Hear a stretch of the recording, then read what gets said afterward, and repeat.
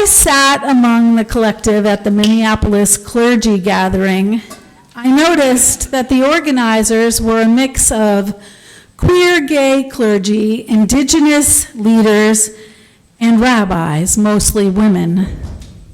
In a world that prizes the loudest, most established voices, this room was gathered by and guided by those whose identities had been marginalized. Is it any wonder that those who've experienced displacement or othering respond so readily to the call of the oppressed? Their histories make them attuned to the subtleties others miss, the sigh in the back room, those excluded from the budget. Knowing the weight of a shadow makes one aware of the light that is missing. Underdogs gain a peripheral vision, seeing the world as it really is, not as it's marketed. As Unitarian Universalists, we affirm and promote the inherent worth and dignity of every person, a covenant that calls us to action on behalf of every person. Being UUs means we are waking up to our responsibility to support the underdogs to create a better world. To do so, we must first face reality. Audre Lorde, who penned our centering thought, expressed in our poem this morning, expressed a new world view in the 60s and 70s in Sister Outsider and the Cancer Journals and ZAMI. She challenged racism, sexism, homophobia, and class oppression. As a Black lesbian mother, warrior, poet, she insisted on using her differences as her superpower.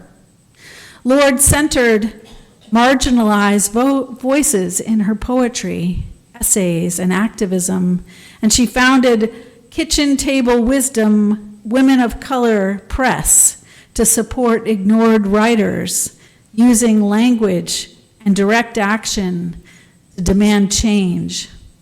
Lorde's unwritten magic power is a power born from forging survival in a world that was not made for her. She showed us that the underdog state is not a lack, but a brewing, powerful need. And we all know that necessity is the mother of invention. As we move from history to lived experience, when we look at the world through the lens of the voiceless, we begin to see that the marginalized are not victims in need of rescue. They are the architects of resilience that have been left out of the story that can help us write a new story. From the immigrant to the Native American to the Black and brown-skinned Americans, some who have been brought to this country against their will, they've all had to study a dominant culture like a second language just to navigate each day, giving them a dual consciousness that is powerful, that the powerful rarely possess. We can learn it. Continuing this focus on resilience as we stand in the midst of Women's History Month, it is beneficial, perhaps even radical, to look back at women's history throughout that has been left out of the books. The women in the Bible navigated a patriarchal culture so thick it was like walking through a wall of brick. Yet they all found ways to resist and to overcome oppression, or we wouldn't still be telling their stories. When Margaret Cooper first suggested that we read her story, about the book of Esther, I conflated it with Esther with Ruth. And that's in part because the books of Esther and Ruth are the only two in the Hebrew Bible and later Christian Bible that are actually named after women. 2 books. 2. Half the population and only 2 books. While the stories are vastly different, both women's lives tell us something about power and the power of the underdog that, in the light of Purim and the state of the world right now, might be worth considering. Consider Ruth. Her story is often framed sentimentally, but at its core, Ruth was a Moabite, an oppressed people in her time, and she was a widow, and she was a foreigner. She was a woman without a protector, which made her in a very unsafe situation, standing at society's lowest rung. You would have thought she had no legal protection.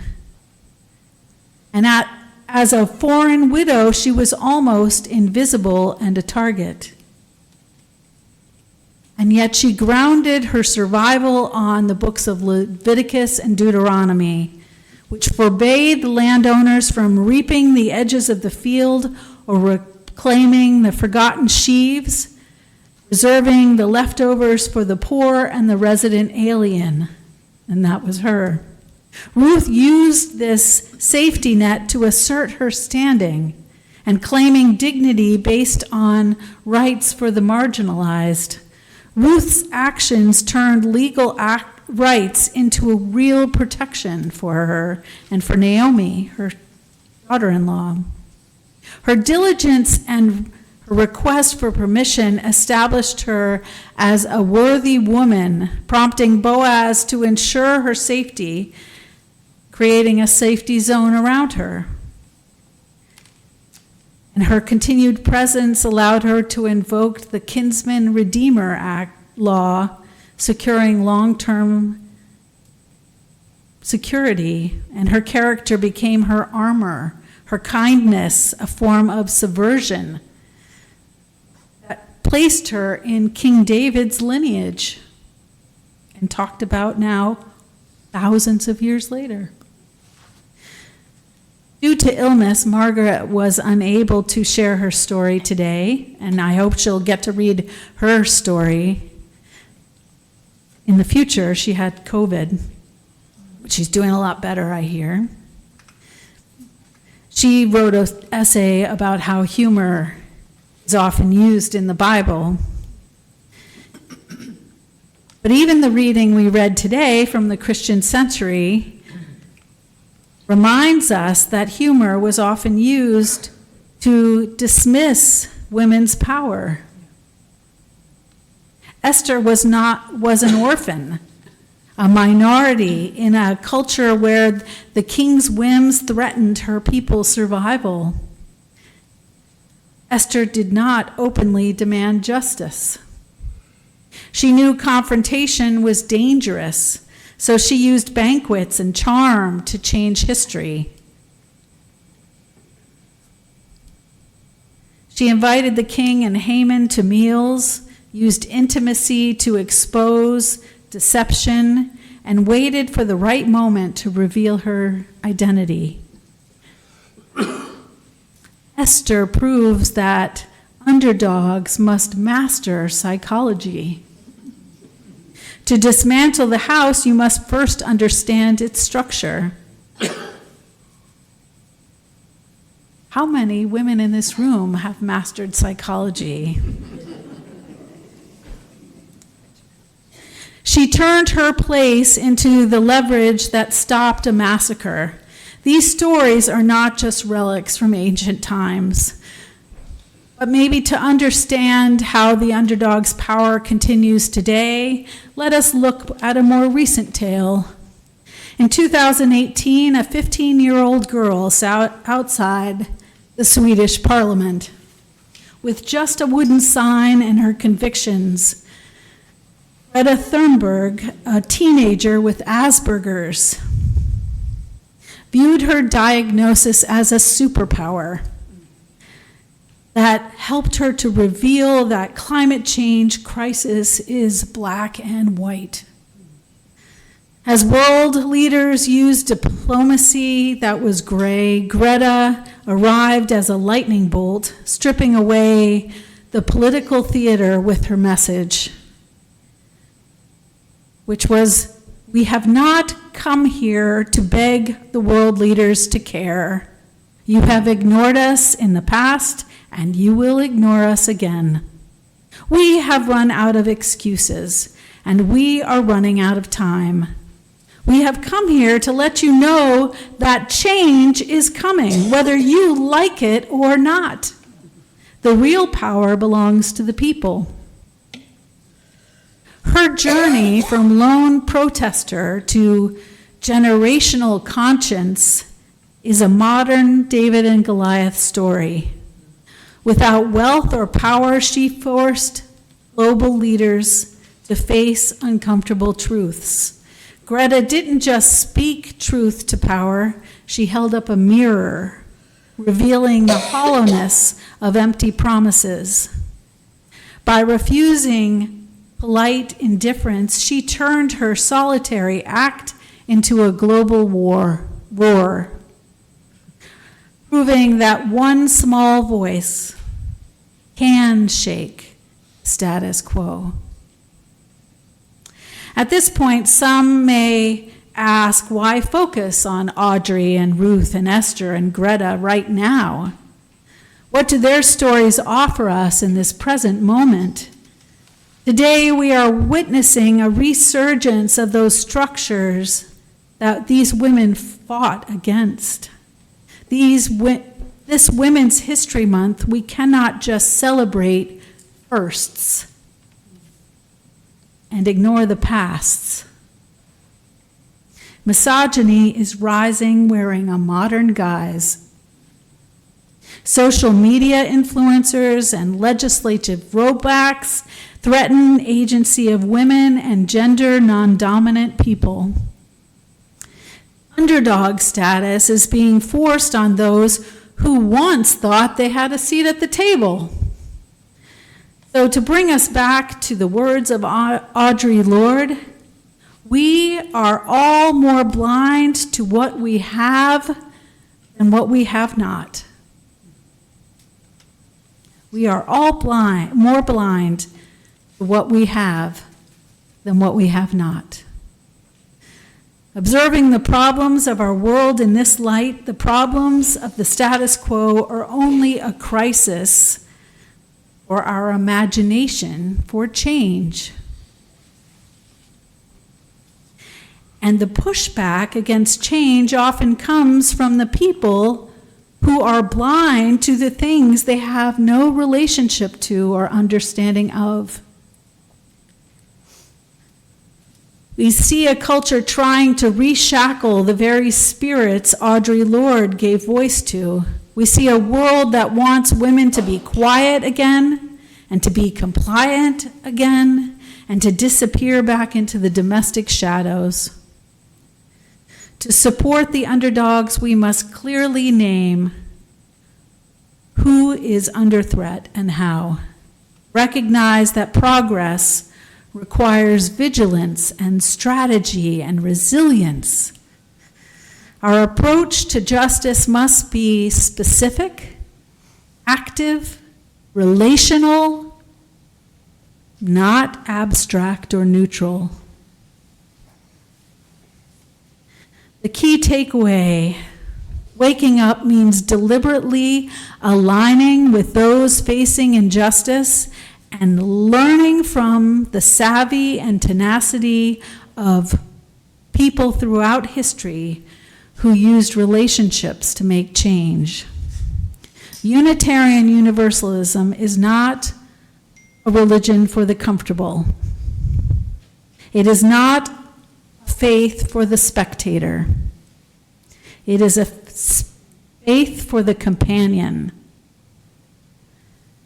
It is a faith that calls us to affirm and promote the democratic process and recognize the interdependent web of life of which we are all a part. To walk with the underdogs, the world's underdogs, means more than just helping.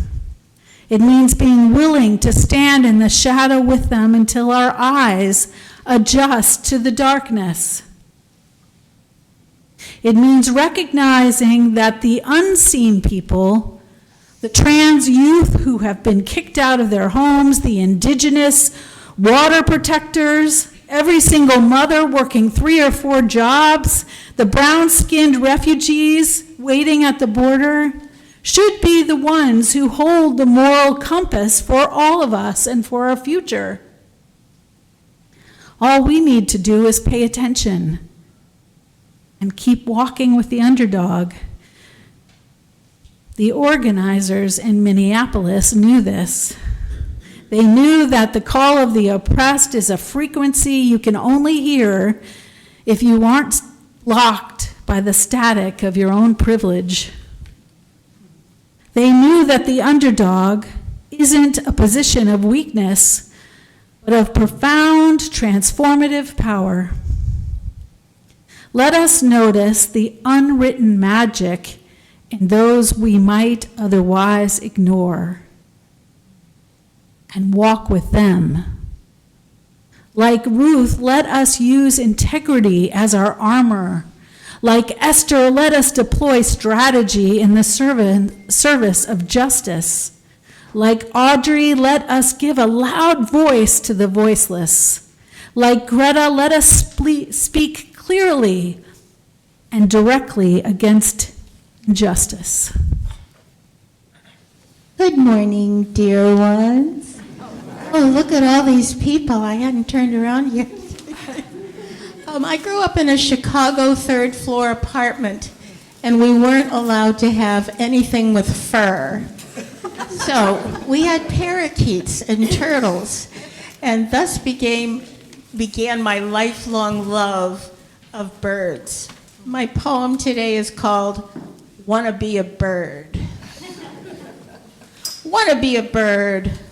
Although pink is my favorite color, I don't wish to be a flamingo, that arrogant bubblegum bird.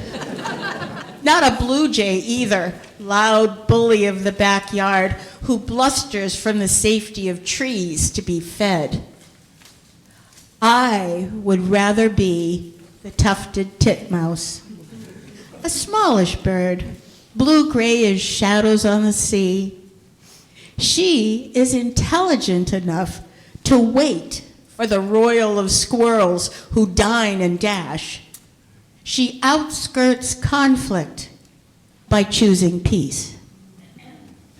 I too would like to be patient enough to flit and perch in increments.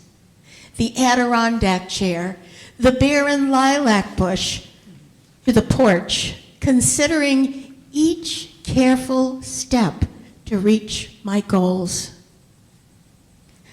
I would love to be strong like her and persistent as she hooks and hoists her breakfast of peanuts, hurries in a flurry through the trees to her nest.